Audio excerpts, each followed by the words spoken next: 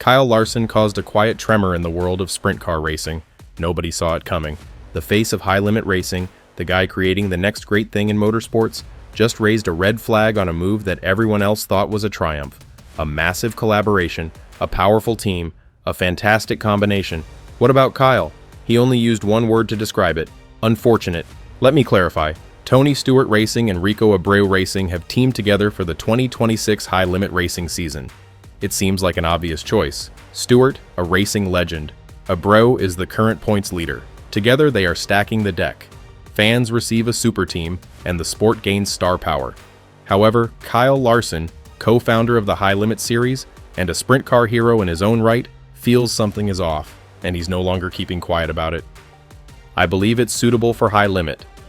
But at the same time, you're losing a team in the overall ecosystem, Larson noted in a recent interview. There it is. The pause. That reluctance. That single word, unfortunate. That was all it took for fans and insiders to begin connecting the links. Why would one of racing's top personalities cast cold water on what appears to be a slam dunk? Well, because this isn't simply about two teams collaborating. This is what occurs after that. The ripple effect.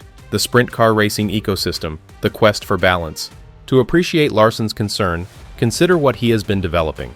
Kyle founded High Limit Racing alongside his brother-in-law, six-time sprint car champion Brad Sweet, with the goal of changing the game. What's their plan?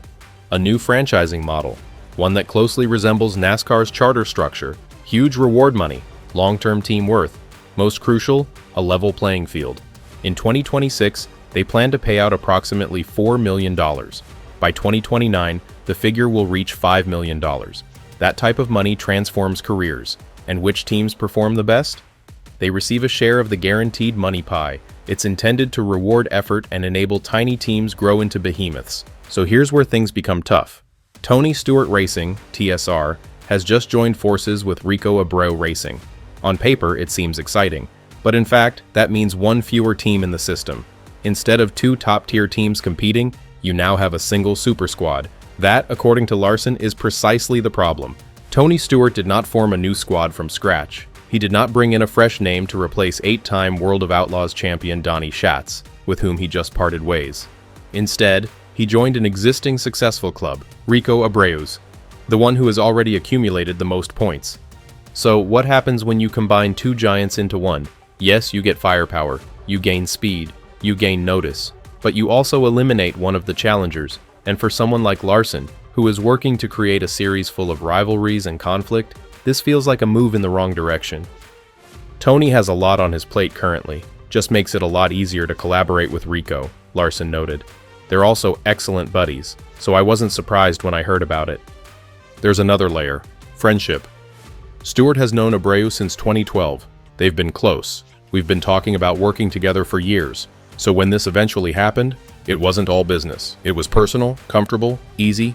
But easy does not always imply better. Rico Abreu's High Limit franchise charter, which is based on his performance, will now operate under the TSR name.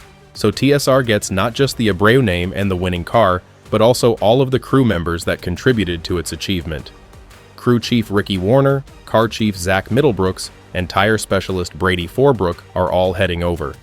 That is not simply a driver switch. That's a complete winning unit moving to one of the greatest names in the game.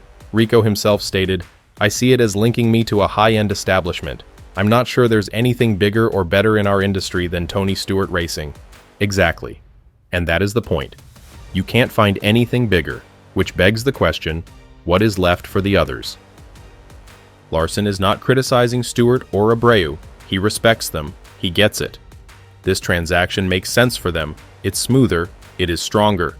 However, it takes away something very important to him: independence, diversity, the belief that anyone can climb up and win, and this is what's at risk. Now, let's delve deeper, because Kyle Larson's concerns extend beyond today. They're about what comes next.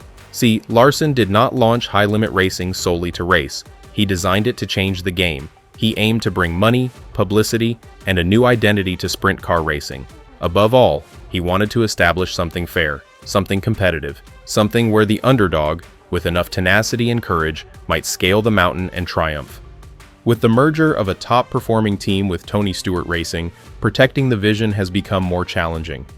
Because no one wants to face it, When two powerful forces join, everyone else has to work harder to keep up. They need more money, better parts, and more experienced crew chiefs to compete. That is not something every team can do. Not every team has the resources that Stewart and Abreu now have in one garage. The new TSR club will operate under Rico's franchise agreement, so, theoretically, the regulations are obeyed.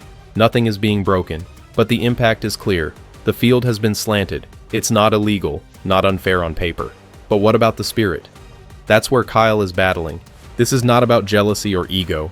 Larson wants Abreu to succeed. He even complimented him. Rico and I are competitors, but we have always been respectful. He is one of the best out there, and he's correct.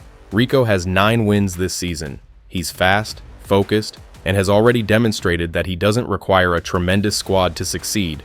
What about now? Now he has more than simply talent. He has infrastructure, technology, data, a race store located 2 miles from TSR headquarters. This means reduced travel time, faster fixes, better testing, and more victories. He isn't just driving anymore. He's in charge of day-to-day operations, bringing in his trusty crew and ensuring the continuity that most teams strive for. That's fantastic for Rico, perfect for Tony. But how about the others? That's the question Kyle keeps returning to. What about tiny teams putting together parts on a short budget? What about the next Abreu, an unknown child with a truck, a trailer, and a dream? How do the rest of the resources survive if all of the best resources are concentrated in one place, or even be noticed? And then there are the fans, because let's be honest, fans enjoy rivalries. They enjoy unpredictability. They enjoy the David against Goliath story. If every week becomes Goliath versus Goliath, the magic fades. The victories felt expected. The underdogs are forgotten. Larson understands this. That's why this affected him differently. This was not simply a press release.